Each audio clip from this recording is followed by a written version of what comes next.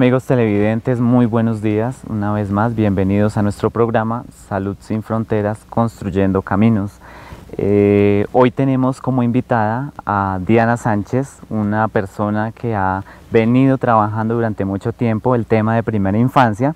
Ha tenido una experiencia muy importante en tema infantil y pues hoy vamos a tratar de darle solución a algunas problemáticas o algunas inquietudes que en nuestro programa anterior quedaron con nuestras invitadas al programa. Diana, muy buenos días y ¿cómo está usted? Muy bien, Jaime, encantada de estar aquí en este programa. Y hoy, bueno, espero resolver algunas de las dudas del tema hoy principal que trabajamos, que es la primera infancia. Bueno, Diana, cuéntenos primero quién es Diana. Contémosle a los televidentes quién es Diana Sánchez. Mi nombre es Diana Irene Sánchez Mantilla, resido en Bogotá, en la localidad de Fontibón, la localidad novena de Fontibón. Soy enfermera de la Universidad Nacional. Actualmente me dedico al tema de responsabilidad social, empresarial y haciendo gestión en el escenario político como de iglesia de la localidad de Fontibón. Dentro de toda esa gestión que tú vienes mencionando, gestión social, está todo el tema de primera infancia. Y aquí hay unas problemáticas muy claras que nos ponían las mamás la semana pasada en nuestro programa, y es que en parte hay cierto desconocimiento de las mismas políticas de primera infancia en un sitio como estos, una vereda del municipio de Suezca. Ellas, su sentir es que tienen dificultades de acceso en tema de salud, tienen dificultades en acceso a tema de educación, tienen dificultades en otros escenarios, alimentación, etcétera, y que consideran que es importante que un experto pues también les aclare esas inquietudes, qué se debería hacer al respecto y demás, y cómo se ve el tema de la primera infancia. Entonces, yo antes de empezar con nuestro tema como tal, me gustaría que nos contara un poco la experiencia que ha tenido con primera infancia, Diana. Sí, pues yo llevo 22 años de experiencia en temas de la primera infancia. Duré durante 20 años como directora de una fundación que se llama la Fundación Mundial, que está relacionado con todo el tema de atención integral a la nutrición, educación y protección para niños y niñas menores de 5 años. Primero, pues pienso que tenemos que partir de cero y contarle a toda la comunidad y a las mamitas que hoy se encuentran con sus bebés menores de 5 años qué es la primera infancia. Y la primera infancia es el desarrollo del ser humano desde la gestación hasta los 5 años de edad, en la cual se desarrollan todas sus fortalezas, sus cualidades y su desarrollo como ser humano durante los primeros 5 años de vida, pero no es a partir desde que nace, sino a partir desde que se engendra, desde el tiempo de la gestación, es lo que se hace. Entonces por eso es tan importante preparar a la mamá para el futuro bebé que viene en camino durante todo el tiempo de la prevención, durante el tiempo de la gestación del bebé y el desarrollo del mismo mes a mes. Es básicamente eso, porque la gente tiene un concepto que la primera infancia parte desde el primer año de vida hasta los 5 años, y es erróneo. La información correcta es desde el momento que se engendra, porque desde ahí es que el ser humano empieza a desarrollar y a través del vientre de la mamá empieza a tener a su alrededor una serie de afectaciones o posibilidades que puedan desarrollar o no desarrollar el buen desarrollo del feto hasta formarse pues obviamente en un bebé y poder dar a luz a esta vida. Básicamente es eso. Muy importante ese concepto que tú nos has aclarado. Era una de las inquietudes que había con nuestras invitadas. Una de ellas quizás sí llegó a responder en cierta parte lo que ahora usted menciona. Pero sí considero que es importante reforzarlo, y eso que pues estás mencionando es muy importante para nuestros televidentes, no solamente para la mamá, ¿no? Para el papá también, que sepa qué es esto de la primera infancia, la familia, que sepa la primera infancia, ¿verdad? Porque la familia es fundamental en todo este proceso. Diana, yo tengo entendido que usted manejó en algún momento una fundación de niños en Bogotá. ¿Nos puede contar acerca de qué se trataba esta fundación y qué era lo importante que se hacía allí? Sí, nosotros alcanzamos a atender más de 15.000 niños en todo Bogotá, en diferentes sectores o localidades de Bogotá, donde la cual se hacía atención prioritaria a la primera infancia. Estos niños se atienden a partir de la sala materna hasta los 4 años de edad, que está contemplado entre el tema del autocuidado y todo el avance de que el desarrollo del niño hace una vez ingresa y hace una vinculación al jardín, porque es que hasta ese concepto se ha cambiado. Cuando un niño entra a un jardín en la etapa de la primera infancia, siempre se decía que era un tiempo de adaptación, y resulta que los seres humanos no tenemos por qué adaptarnos, porque el desarrollo del ser humano por sí solo, por la naturaleza, como lo hacen los animales, pues ellos se acomodan al medio en que en el entorno en que está. Entonces el niño lo que hace es una vinculación a un sistema educativo de la primera infancia, en la cual la experiencia que nosotros hemos tenido es que lo primero que se hace es mirar el entorno del niño, en qué condiciones entra el niño, se hace una talla de peso para mirar la curva de crecimiento y la curva nutricional en la cual el niño entra y en la cual el niño también culmina su etapa de primera infancia en el tema de vinculación a la primera infancia. Básicamente es eso. Dentro de esta experiencia de 20 años de trabajo con la población infantil, pues teníamos un programa en la cual el niño estaba atendido por diferentes áreas profesionales. Entonces en el área profesional teníamos psicólogos, teníamos trabajadoras sociales que hacían las visitas para poder clasificar a las familias identificadas que allí necesitaban este tipo de programa.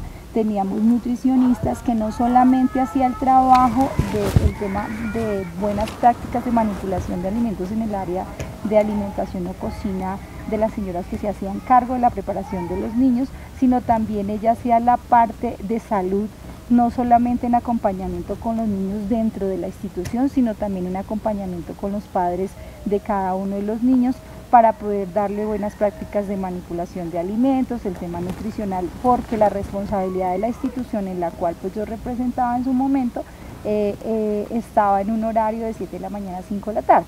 Pero después de 5 de la tarde, la responsabilidad de que ese nivel nutricional y el autocuidado de la primera infancia o de los niños que conformaban estos hogares era responsabilidad del padre y la madre. Los fines de semana, como no se prestaba el servicio, pues aún más, porque eran 3 alimentaciones diarias de lunes a viernes, y fines de semana no estábamos presentes ahí para contemplar y controlar la nutrición adecuada para estos niños. Teníamos también las docentes que son especializadas, pedagogas especializadas, y la experiencia tenía que ser como mínimo para auxiliares de 1 año y para docentes pedagógicas máximo de 10 años en experiencia en atención a la primera infancia. El proyecto de vida que se manejaba ahí no era escolarizado, porque hay un concepto errado en nuestra educación colombiana, y es que el niño tiene que materializar un pénsul porque el Ministerio de Educación así lo requiere. En la primera infancia no es así. En la primera infancia se montan unos proyectos construidos por la misma sociedad, por las pedagogas, por los niños también, porque los niños que estamos en diferentes instituciones que teníamos en todo Bogotá es una población diferente. Entonces los proyectos pedagógicos que se realizaban era en base a la cultura socioeconómica de cada lugar. Que me explico, si nosotros teníamos un centro de atención integral para la primera infancia en la localidad de Fontibón, donde realmente tenemos familias entre estratos 2, 3 y 4, es diferente el nivel socioeconómico y cultural a una población de un jardín atendido para la primera infancia en Ciudad Bolívar, porque las condiciones y la cultura es totalmente diferente. Entonces desde allí se partía la construcción del modelo del proyecto pedagógico, en la cual se implementaba, pero no se implementaba bajo un pénsul educativo que exige la Secretaría de Educación a partir del 1º de primaria. Entonces, ¿qué se hace? Se hace es desarrollar habilidades y cualidades y destrezas en los niños para que ellos tengan buenas bases. Entonces los niños perfectamente, habían proyectos súper bonitos donde en alguno de ellos montamos una panadería infantil. En esa panadería infantil lo que desarrollábamos era que los niños tuvieran contacto con las texturas, que los colegios regularmente las texturas a los papás les pedían que es lo áspero, que es lo duro, y pedían una serie de papeles que el papá tiene que ir a comprar la miscelánea para llevar los materiales. En este caso, los recursos para enseñarle a un niño cuál es el tipo de texturas, entonces montamos una panadería, y en la panadería pues había que utilizar azúcar y es una textura diferente, había que utilizar harina de trigo y es otra textura, habría que aplicarle agua y el agua tiene una contextura totalmente diferente, y el niño aprendía texturas, pero además de eso aprendía matemáticas. Entonces, si vamos a hacer un pan y necesitamos echarle un pocillo de agua, no lo hablábamos en gramos con los niños, sino hablábamos en porciones que ellos entendieran de acuerdo al lenguaje en la primera infancia. Entonces a un pocillo se le echan 2 cucharadas de agua y entonces le echamos un huevo. Entonces, ¿cuánto nos sumaba eso? Entonces era la forma más pedagógica, dinámica y divertida de que el niño aprendiera de una forma no forzosa, como haces un pencil que tienes que medir al personaje, y hacíamos de que el niño se saliera como un gran genio, porque es que el tema de la primera infancia es que limitamos.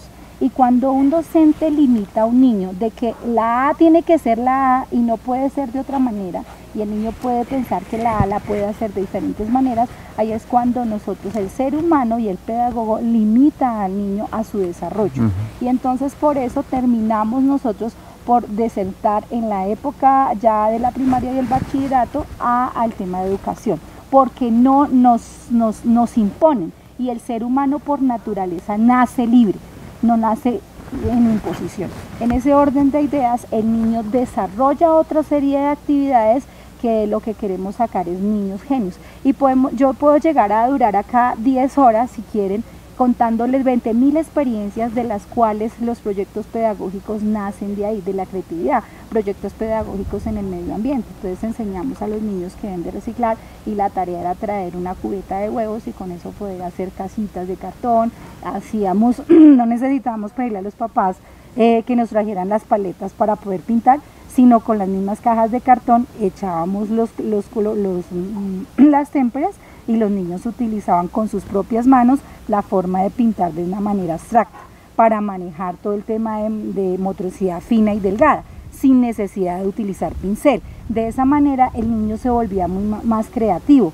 No necesitábamos utilizar una tabla para hacer manipulación de algún elemento como es la plastilina, sino con sus mismas manos hacían creatividad, con papel periódico, ese tipo de cosas. Nosotros no generamos en la educación infantil de este proyecto que nosotros arrancamos de utilizar materiales comúnmente que nos piden la lista de útiles, inútiles, en la cual el papá se estresa porque vale un poco de plata y hay que ir a la miscelánea o a la papelería a comprar, sino todos los recursos del proyecto pedagógico estaban en casa y estaban dentro de nuestra misma sociedad. Entonces, dependiendo de eso, empezábamos a hacer destrezas. También otro elemento fundamental es que el niño en la educación, en la educación infantil se le educa para hacer una muy buena alimentación. Entonces, ¿qué pasa? El comportamiento en los comedores comunitarios de la primera infancia se les enseña una muy buena postura y al compartir con los demás niños. Eso hace que no haya una sociedad agresiva, porque comparten el diario vivir, porque dentro de las instituciones que teníamos los niños duermen, entonces comparten las colchonetas y las cobijas con sus compañeritos, comparten un comedor, y aparte de eso empiezan a educarse en una muy buena y sana alimentación, como es el consumo alto de vegetales, que comúnmente un niño hoy en día come muchos paquetes. Entonces en la lonchera se le echa la papa, se le echa el chito, se le echa la ponimalta, y eso no tiene nutrientes para nada. Entonces nosotros lo que hacíamos era implementar dentro del sistema educativo de la primera infancia, en todos los hogares que teníamos, era tener una nutrición saludable para una educación para el niño, obviamente de que él se sepa nutrir, y entonces empezábamos a que los niños quisieran más las verduras, más las frutas, y eso hacía que la curva de desarrollo de crecimiento al inicio que hacía la nutricionista, teníamos una curva más alta y se mantenía.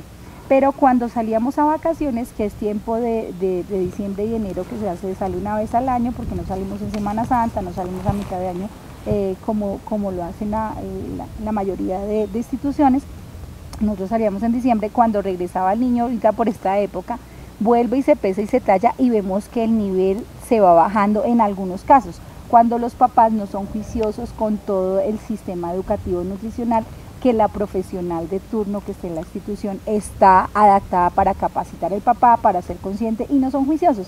Entonces la hacen la fácil y el niño baja automáticamente. Los papás que mantienen ese nivel educativo nutricional, los niños se mantienen, pero digamos que si hay una deserción bastante alta, si te digo como de un 70%, el 30% Bastante. mantiene el nivel educativo en eso. Muchísimo. Es básicamente eso. En el tema psicológico, nosotros veíamos que estas poblaciones que son beneficiadas a través de este programa de la primera infancia, veíamos el tema del maltrato infantil y veíamos también el maltrato intrafamiliar. Entonces entrábamos a hacer un trabajo especial con trabajadora social y veíamos que finalmente el proceso no se llevaba a culminación para disminuir ese impacto de maltrato, sea intrafamiliar o sea de infancia. Lo que hacíamos era activar las instituciones gubernamentales, que hoy las conocemos como Instituto Colombiano de Bienestar Familiar, para hacer un proceso adecuado, bien sea para mandar el niño en una institución de protección o bien sea para tomar medidas finalmente de quitar la potestad del niño o la niña. Entonces nosotros tuvimos casos en temas donde los niños eran abusados sexualmente, también vimos niños donde eran golpeados físicamente y maltratados psicológicamente. Entonces también empezamos a educar al papá, porque es algo que los padres queremos lo mejor para nuestros hijos, pero no hay un libro para decir cómo ser papá. Yo me compro un carro y el carro, pues a mí me dan un manual de cómo manejar el carro y todo el cilindraje y todo el rollo, pero para ser papá no hay un libro, ni han creado el primer libro de cómo ser papá. Pero entonces en el tiempo del transcurrir del diario vivir uno aprende a ser papá, pero hay metodologías de cómo hacerlo mejor pedagógicamente. Entonces en esos escenarios el tema del grito, de la alzada de voz, de la sacudona que los papás a veces le hacen al niño así y lo jalan, eso ya es un maltrato físico y el papá no es consciente en este tipo de niveles culturales que eso puede afectar de alguna u otra manera la disminución de la autoestima del niño. Y eso hace que empiece a bajar el nivel académico del niño a comparación de otros. Es tan importante saber educar al niño, y uno no dice hoy en día a un niño que uno le pegue, entonces ya le mandan el psicólogo, y eso es maltrato infantil. Yo como mamá, porque soy mamá de 3 hijos, de vez en cuando es bueno poner mano dura, pero digamos con una medida, ¿no? O sea, de vez en cuando una palmada en la nalga hace falta. Pero ya que lleguemos al extremo de que con la ortiga, que todavía actualmente con el mundo que ha evolucionado tanto el tema de educación, que hoy en día se lastime a un niño con una ortiga, pues eso es maltrato psicológico, físico y mental. Claro. Que hoy cojamos una correa y que la que tenga más cuero 100%, entonces eso también es maltrato. Que el niño cogen y lo encierren en un lugar oscuro, en una habitación, eso también es maltrato y se ve todavía aún. Que de pronto, no sé, hay 20.000 formas o maneras muy ortodoxas donde la educación de la primera infancia afecta al ser humano, y por eso entonces vemos una sociedad agresiva, una sociedad insegura, una sociedad que no culmina sus estudios, una sociedad que se dedica más a ver la plata que a educar y a desarrollar todo un país. Detrás de eso hay un escenario de sociedad totalmente conflictivo. Entonces nosotros lo que pretendemos es educar a un niño sano nutricionalmente, educar a un niño sano mentalmente y educar a un niño sano como su personalidad, que sea un niño seguro, que sea un niño con capacidades, que tenga un niño que pueda ir a competencias con otras personas, pero unas competencias intelectuales, pero no de conocimientos, sino de fortalezas, porque cuando el ser humano se desarrolla muy bien en sus primeros años de vida, pues es un hombre que está capacitado para hacer 20.000 cosas y que nada tiene obstáculos para realizar sus sueños. Entonces es ahí donde nosotros estamos apostándole a la primera infancia. Una de las dificultades es que el esquema de vacunación de los niños, las madres desconocen el esquema de vacunación, entonces y más cuando son más primerizas. Pero también se ve en mamás que han tenido 2, 3 y hasta 5 hijos que no tienen claro el esquema de vacunación. Entonces, y unas porque no tienen claro el esquema, 2 porque no hay vinculación a la seguridad social, y la gente piensa que todos podemos tener CISBEN. Yo estoy aquí inventando, estoy metida en la EPS Colsanitas o en la Reina Sofía o en la Clínica Santa Fe de Bogotá, pero la gente no tiene claro que el Sisbén es para todo mundo, sin identificación de estratos socioeconómicos. Entonces, cuando tú estás vinculada al sistema de seguridad social de salud del Sisbén, tú tienes el derecho a tener gratuidad en las vacunas. Entonces, hay una ignorancia y una falta de información por parte de los padres que tienen niños menores de 5 años, que el tema de vacunación en Colombia, no solamente en Bogotá ni en cualquier región, sino en Colombia, en cualquier territorio nacional, es totalmente gratis la vacuna. Aparte de que también hay unos mitos y leyendas en nuestra cultura del tema de la vacunación. Entonces, que yo no vacuno a mi hijo porque está gripado, yo no vacuno a mi hijo porque le va a doler, hace frío, porque hace calor, que porque se enferma, que le da a mí fiebre. me dijeron que si le colocan la vacuna entonces el niño se va a torcer, una serie de mitos y leyendas que no existen. Hoy les digo a todas las mamás que ven este programa, las vacunas son importantes porque hacen parte del desarrollo humano de sus hijos. Des en cuenta que desde que la mamá está en el tiempo de gestación tiene que vacunarse por simplemente una prevención. Tiene que hacerse unos exámenes para mirar el desarrollo del feto.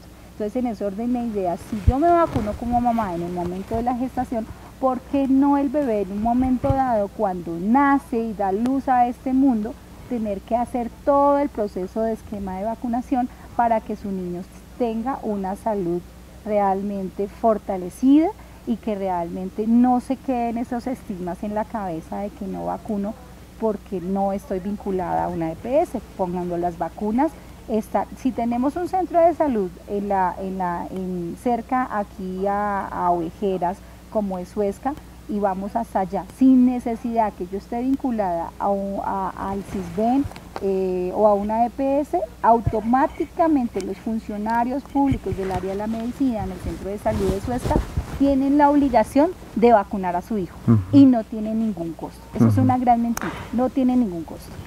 Ahí respecto a lo que estás mencionando, Diana, que me parece muy importante, le estás dando pues creo que muchas respuestas a esas inquietudes que surgían en nuestro programa anterior. Es que ahora que lo mencionas es el tema del acceso, o sea, creo que coincidimos mucho en que detrás de todo esto pues están también las creencias de la comunidad, qué piensan las mamás de las vacunas y que allí también radica en que no se vacune, ¿cierto? Pero parte de eso también, ahora que lo mencionas, es el acceso. Mira que no todas las mamás, y nos lo decían en nuestro capítulo anterior, no todas las mamás tienen acceso a poder llegar al pueblo a mandarse vacunar, por X motivos, sea por dinero, sea por sus obligaciones como ama de casa, sea por sus responsabilidades que tienen con sus hijos, etcétera, pero les ha resultado un tanto difícil poder llegar allá. Entonces, ¿qué se puede pensar desde ahí, Diana? Pues la salud pública hoy tiene un programa que es a nivel nacional. Lo que pasa es que en todas las regiones o veredas no funciona de la misma manera y pensaría que es porque no hay una claridad del proceso. ¿Y cuál es? Es que obligatoriamente hay un programa que se llama Salud a su casa. En las regiones o en los departamentos o en ciudades principales, no sé cómo se llaman, pero en la ciudad de Bogotá se llama Salud a su casa. Es un programa que el Ministerio de Salud implementó precisamente para aquellas personas que no pueden tener acceso al centro de salud o por trayectorias lejanas, porque yo vivo en una vereda, en una finca, el llevar al bebé se me dificulta o me toca coger lancha y pasar un río de lado a lado y llegar y coger una flota para llegar al centro de salud más cercano. Entonces, en este momento Salud a su casa, que yo me imagino que en otras ciudades o en otras veredas o en otros municipios debe llamarse de otra manera. Pero básicamente el Ministerio de Salud implementó unos dineros para pagarle a profesionales, entre esas enfermeras auxiliares y enfermeras jefes, que son las especializadas en el tema, de ir a los corregimientos, de visitar las casas, visitar las veredas de cada familia donde hayan menores de edad y poder hacer las vacunas en la casa esquemas de cada uno. Entonces, si en este momento, digamos acá, que estamos en Suecia, Dinamarca, no se está implementando eso, hay que poner un derecho de petición. Hay que poner un derecho de petición porque eso no es que si me toca, es que si hay recursos, es que no hay. No, es un derecho constitucional que está implementado por una ley en el Ministerio de Salud. O sea, debe haber en este momento, en este sector, un grupo de profesionales que debe estar visitando no sé cada cuánto, si una vez a la semana o trabajan todos los días y se dividen las veredas, entonces hoy voy para una vereda, mañana voy para otra, pero deben trabajar todos los santos días llevando las vacunas a cada lugar, para que no haya pretexto, porque si eso no fuese así, la salud pública, tras de que realmente hay muchas afectaciones en tema de salud, pues sería deteriorada y los niños de la primera infancia no tendrían las defensas que tendrían gracias a esas vacunas. Entonces, por eso no es un pretexto de que ese programa no exista. Existe, por ley el ministerio lo implementó. Que una cosa es que la Secretaría de Salud, el corregimiento, a través de la alcaldía, del centro de salud, no lo estén implementando, eso es otro rollo. Pero es un desconocimiento que la comunidad debe exigirle a la Secretaría de Salud para que eso se haga. Si hay una dificultad de que las mamitas no puedan llegar al centro más cercano, entonces, y no tengan el acceso a las vacunas, pero es un derecho que implementó el Ministerio de Salud para poder fortalecer cualquier tipo de enfermedades en la primera infancia. Y claro, eso que tú estás mencionando es fundamental, aunque ahora con la nueva administración en Bogotá cambió un poco el tema de salud a su casa, ¿no? Ahora ya se ve de otra manera, ya tiene otra estructura que se está manejando actualmente. Lo que pasa es que salud a su casa tiene una contemplación muy grande y no solamente es el esquema de vacunación, también es la atención integral para el adulto mayor, el tema de control de hipertensión, porque muchos abuelitos no pueden salir de su casa porque están en la cama o ya no se pueden mover, entonces el tema de hacer el control de la hipertensión, hacer el control de la persona que esté en cama, ese es un tema de salud a su casa, el tema de control de gestación en algunos casos, porque las mamás ahí sí tienen que desplazarse para hacer una serie de exámenes y sacar análisis de sangre, de orina, que no se pueden materializar en una visita domiciliaria a la casa. Pero en el caso, volviendo al tema de la primera infancia, en el tema de vacunas, existe porque existe, y si no existe debemos ser exigibles a través de un derecho de petición o una tutela para que eso se ponga a funcionar, porque hay los recursos para pagar a los profesionales a través del ministerio, es un programa a nivel nacional que se debe exigir. Entonces, en este caso, no hay pretexto para eso. Yo te lo digo porque cuando nosotros teníamos los programas de la primera infancia, nosotros no estábamos autorizados a sacar los niños durante el día fuera del área donde estaba atendido, que era la organización social. Pero entonces nosotros dejábamos un documento autorizado por el papá para que en el momento que el hospital de la localidad llegara a la organización social donde teníamos los niños para la primera infancia a vacunar, tuviéramos el documento firmado. Entonces se le pedía la fotocopia o el carné original de cada papá, hacíamos el convenio con el hospital o el centro de salud más cercano donde teníamos la organización social, y los profesionales llegaban a la institución a vacunar a los niños. Si el papá no daba la autorización, entonces empezábamos un proceso de concientización y ahí entraba la trabajadora social, la nutricionista y esa serie de cosas para poder, porque la mamá no quiere que su hijo se vacune. Entonces empezábamos un trabajo de concientización en salud para la primera infancia de sus hijos, que era fundamental que sus niños tuvieran el esquema, porque además los niños viven de gripe todo el tiempo, tenemos las enfermedades infantiles como la varicela, como la rubeola, como el sarampión, entonces tenemos que prevenir. Cuando nosotros en la institución tenemos unas zonas que son unas zonas especializadas, que cuando un niño tiene una enfermedad infantil, pues preferiblemente es que su mamá lo deje en la casa durante el tiempo de reposo, que dura aproximadamente 8 días la enfermedad infantil, que son enfermedades normales que no pasan de un acetaminofén, o si es un brote, pues un caladril para la piel para evitar el rasquiño y ese tipo de cosas. Pero si la mamá estaba trabajando, entonces teníamos un área de acceso donde estaba un poco retirada los niños que no tenían enfermedades, para que, como un espacio de cuarentena más o menos, para que los niños se pudieran educar, se pudieran alimentar y tener la atención de 7 a 5 de la tarde, y que la mamá se lo pudiera llevar con todas las protecciones para su casa y evitar que hubiera una más contaminación para más niños. Si la mamá en dado caso no podía, pues pedir permiso en su trabajo y poder atender durante esos 8 días que el niño estaba pues enfermo por una enfermedad infantil. Básicamente era lo que hacíamos. Bueno, Diana, ya para ir cerrando este programa, muy seguramente vamos a continuar en el próximo con este tema. Aquí tela para cortar, Jaime. Claro, muchísima. Entonces, yo creo que por ahora vamos a dejar hasta acá. Creo que hasta acá se han solucionado temas muy importantes que necesitábamos reforzar. En nuestro siguiente capítulo me gustaría que habláramos pues del tema ya como tal de educación, que como la ven las mamás acá en las zonas rurales de Ovejeras, y qué se necesitaría, el tema de alimentación, que también es fundamental, que ya lo hemos tocado, para poder pues también aclararles unas inquietudes a esas mamás. ¿De acuerdo? Muchísimas gracias a todos nuestros televidentes y nos vemos en nuestro próximo capítulo.